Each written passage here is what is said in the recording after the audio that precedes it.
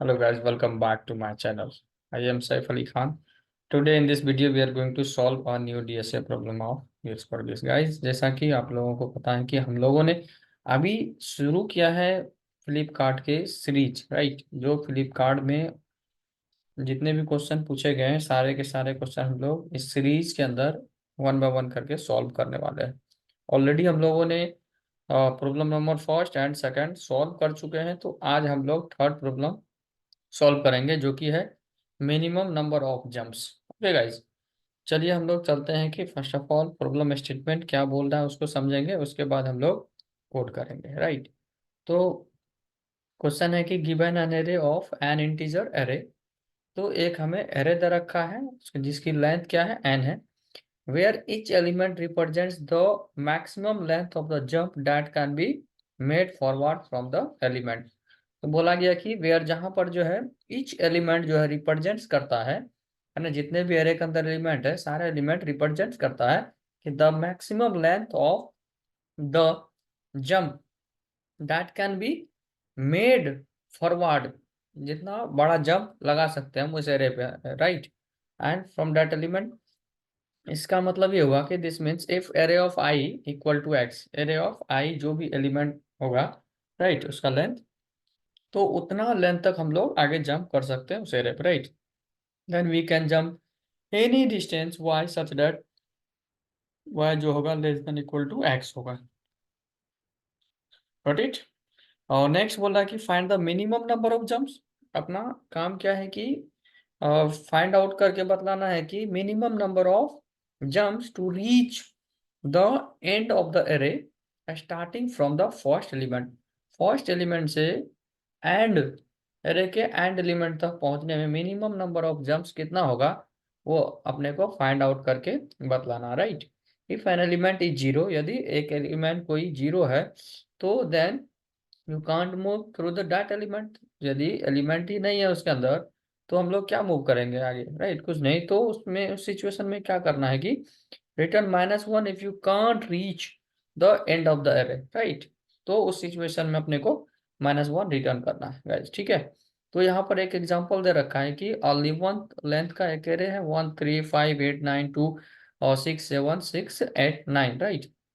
तो यहाँ पर मिनिमम नंबर ऑफ जंप्स कितना होगा ताकि हम लोग जो एरे के एंड तक पहुंच पाए, ओके। तो यहाँ पर फर्स्ट एलिमेंट है 1, ओके। तो एरे ऑफ आई जब हम लोग निकालेंगे तो 1 निकलेगा, तो इसको जंप करेंगे तो 3 पर आएंगे, और 3 का जो वैल्यू है 3 है, तो आगे 3 एलिमेंट जंप करेंगे तो यहाँ 5 8 9 9 पर पहुंच जाएंगे।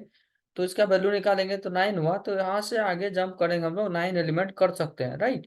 लेस देन इक्वल टू, तो ग्रेटर देन नहीं, लेस देन तो कर सकते हैं। तो मिनिमम यहाँ पर अपना 3 जंप होगा ताकि हम लोग जो है एरे के फर्स्ट एलिमेंट से लास्ट एलिमेंट तक पहुंच पाएंगे, ठीक है।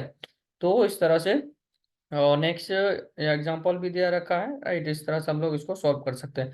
तो टाइम कॉम्प्लेक्सिटी क्या हो सकता है, इसका टाइम कॉम्प्लेक्सिटी जो है इसका दे रखा है कि ऑफ एन होना चाहिए और स्पेस कॉम्प्लेक्सिटी ऑफ 1 होना चाहिए गाइज, ठीक है। तो चलिए हम लोग देखते हैं कि किस तरह से क्वेश्चन सॉल्व करेंगे। अपने पास क्या है कि फर्स्ट ऑफ ऑल कुछ वेरिएबल डिक्लेयर कर लेंगे। लेट मैक्सिमम काउंट हमें रिटर्न करना है, तो मैक्स मैक्स काउंट, और इनिशियल वैल्यू इसका अपने पास 0 रहेगा, ठीक है, मैक्स काउंट का। और मैक्सिमम रीच कहाँ तक कर सकते हैं हम लोग एलिमेंट को, 0 से n तक, ठीक है। तो मैक्स रीचेबल कहाँ से हो सकता है अपने को, 0 to n तक। तो इनिशियल वैल्यू अपने पास इसका मैक्स रीचेबल भी 0 रहेगा, ठीक है। और एक जो रहेगा करंट, ठीक है, करंट एलिमेंट, और जिसका वैल्यू क्या रहेगा, 0 रहेगा इनिशियल, ठीक है।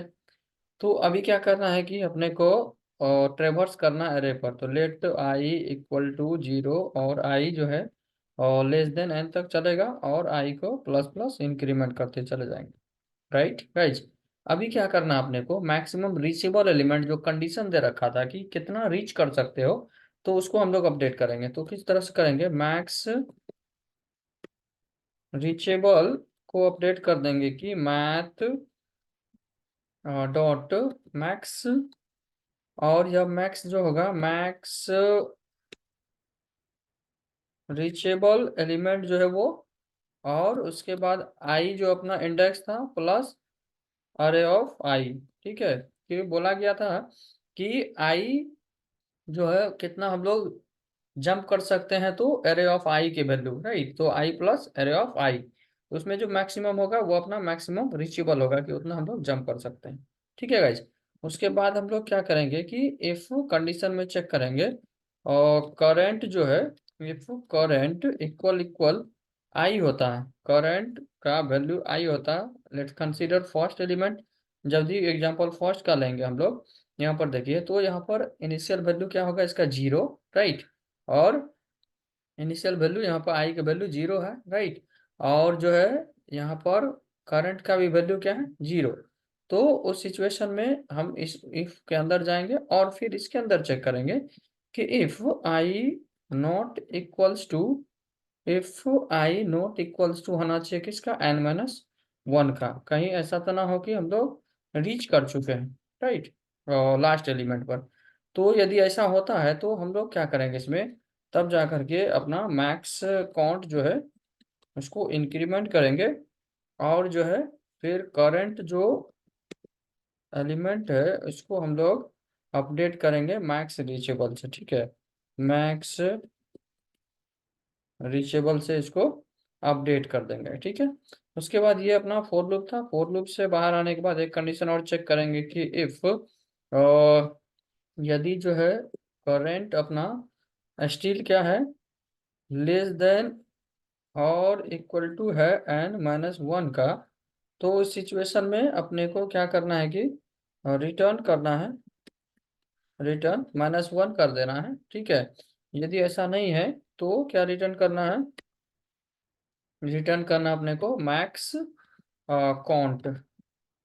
ठीक है, कितना मैक्सिमम काउंट रहेगा, या मिनिमम काउंट जिसको बोल सकते हैं, मिनिमम काउंट यहाँ पर था ना, yes, minimum number of jumps. ठीक है, तो वही मिनिमम नंबर ऑफ जंप्स या मैक्सिमम काउंट हमने यहाँ वेरिएबल जो रखा है उसी को रिटर्न कर देंगे। ठीक है, तो यहाँ पर अभी हम लोग इसको कंपाइल करते हैं, देखते हैं कि ये कंपाइल हो रहा है कि नहीं भी हो रहा है। ठीक है, होना चाहिए, ये देखिए अपना output and expected output equal है।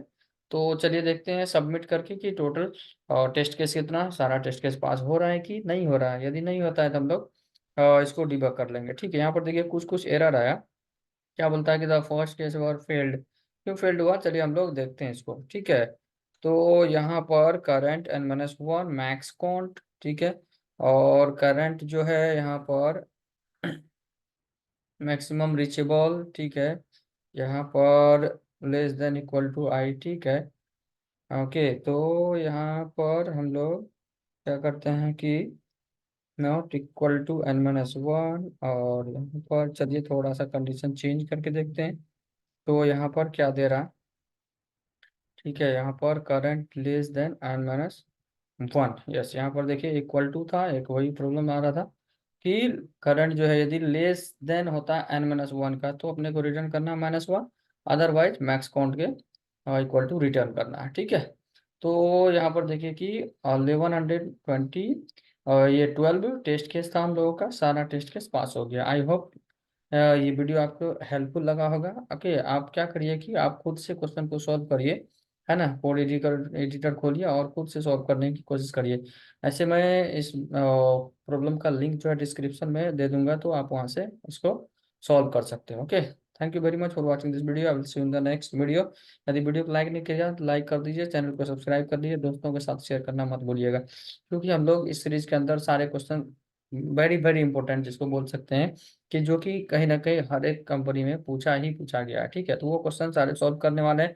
तो आई होप आप यदि इंटरव्यू दे रहे हैं, नहीं भी दे रहे हैं, तो आपके लॉजिक बिल्डिंग के लिए बहुत ही ज़्यादा इंपॉर्टेंट होने वाला है। ओके, आज मिलेंगे नेक्स्ट वीडियो में, तब तक के लिए जय हिंद।